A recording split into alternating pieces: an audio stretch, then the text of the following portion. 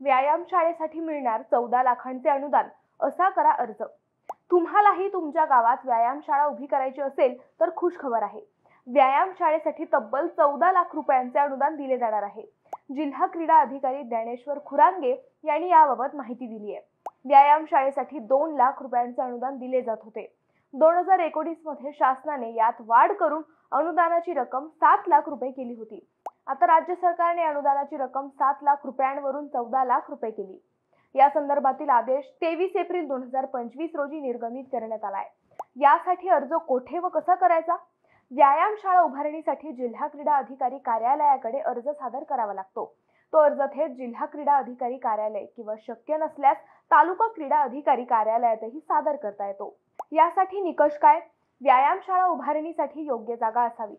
अंदाजपत्रक तयार करून ते सादर करावे लागते। व्यायामशाळा चालविण्याबाबतचे हमीपत्र आवश्यक आहे।